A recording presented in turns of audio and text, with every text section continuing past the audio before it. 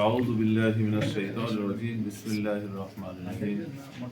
বাংলাদেশ জামাত ইসলামী ৩ নং মিরুখালী ইউনিয়ন শাখা কর্তৃক আয়োজিত আগামী 11 ডিসেম্বর কর্মী সভার প্রস্তুতি সভার সম্মানিত সভাপতি, উপস্থিত বাংলাদেশ জামাত ইসলামী মিরুখালী ইউনিয়নের দায়িত্বশীল ভাইরা, উপস্থিত বাংলাদেশ জামাত ইসলামীর সম্মানিত কর্মী ভাইরা, আসসালামু আলাইকুম ওয়া রাহমাতুল্লাহি ওয়া বারাকাতুহু। কি আপনাদের সালামের জবাব কিন্তু ভালোভাবে না। আসসালামু আলাইকুম ওয়া রাহমাতুল্লাহি ওয়া বারাকাতুহু। আমরা আজকে এখানে এই অনুষ্ঠানে উপস্থিত হওয়ার একমাত্র কারণ হচ্ছে আগামী 11 তারিখে আমরা যে কর্মী সমাবেশ করতে যাচ্ছি, সেখানে আমরা আমাদের মিরুখালী ইউনিয়নে যে জনশক্তি আছে আমাদের, সেটার আমরা একটা জানান দিতে চাই, ঠিক কিনা? ঠিক। আমরা যদি সেইখানে আমাদের উপস্থিতি আমরা ভালোভাবে প্রমাণ করতে পারি, বাংলাদেশ জামাত ইসলামী মিরুখালী ইউনিয়ন আগের মতো সেই দুর্বল অবস্থায় নাই। সুতরাং আমাদের এখানে যারা কর্মীবৃন্দ রয়েছেন, আমাদের দায়িত্ব আছে কি? আছে। কি দায়িত্ব? আমরা এখানে যারা উপস্থিত হয়েছি, যদি 100 লোক উপস্থিত হয়ে থাকি, আমরা প্রত্যেকে যদি 10 জন করে লোক নিয়ে আসি, তাহলে কতজন হয়? 1000। 10 জন লোক আনার মতো যোগ্য লোক এখানে আমি মনে করি সবাই, ইনশাআল্লাহ। সুতরাং আগামী 11 তারিখে আমরা আমাদের যার যে সাধ্য আছে সেই জায়গা থেকে আমরা আমাদের উপস্থিতি বাড়াতে চেষ্টা করবো, ইনশাআল্লাহ।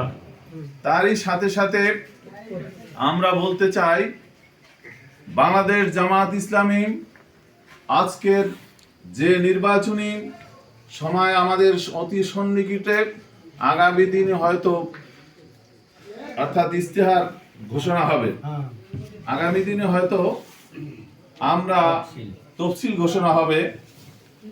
এরপরে আমাদের যে দায়িত্ব কিন্তু বাড়বে না কমবে? বাড়বে।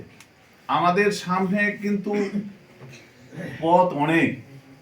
সুতরাং আমরা যদি এই পথ আমরা কি সহজ না কঠিন? অনেক কঠিন। নির্বাচন একটি সহজ বিষয় নয়।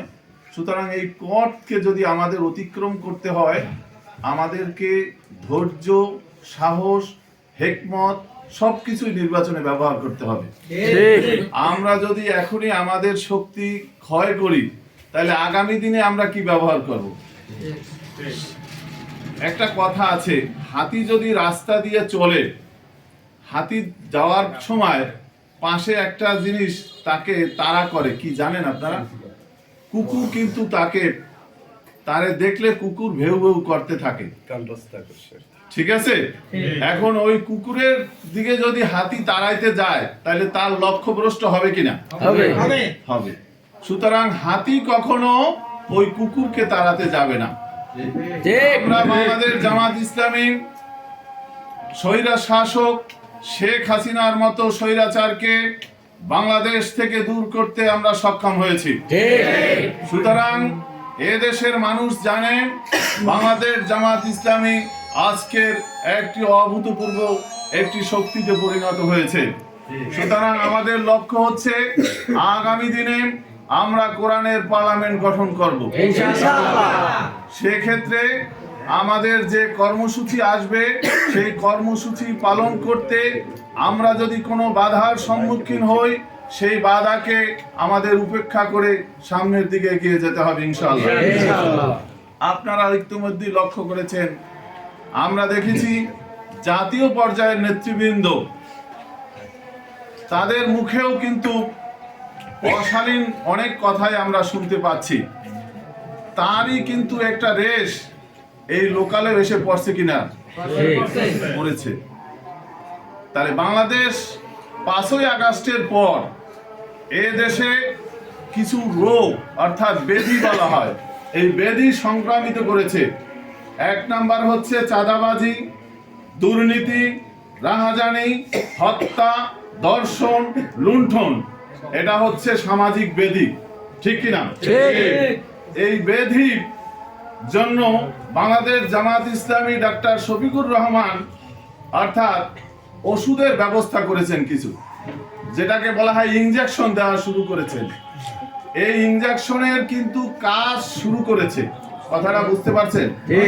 অর্থাৎ অর্থাৎ তাদের মাঝে যে ইনজেকশন পুশ করা হয়েছে এই সমাজের ব্যাধি দূর করার জন্য, সেটার কিন্তু আমরা ফলো আপ দেখতে পাচ্ছি।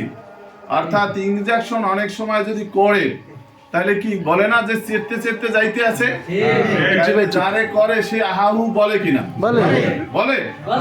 তাইলে এই যারা আহাহু করতেছে, এতে আপনাদের ভয় পাওয়ার কোনো কারণ নেই। আমি মনে করি এটা আমাদের সফলতার একটি লক্ষণ। বাংলাদেশ জামাত ইসলামী যে আগামী দিনে যে সরকার গঠন করবে, তারই একটি প্রতিচ্ছবিতে হচ্ছে যে তাদের এই আহাজারি। সুতরাং এই আহাজারি শুধু লোকালে শুরু হয় নাই, লন্ডন থেকে ওই আহাজারির শব্দ আমরা শুনতে পাচ্ছি। যেই তারেক রহমান বলেছিল ৭১-এর কোনো কাদা সাইদি নিজামীর গায়ে লাগে নাই, তিনি আবার সে ৭১ সালকে তুলে নিয়ে এসেছেন। সুতরাং এই ৭১-এর বড়ি এ সমাজ আর গ্রহণ করবে না।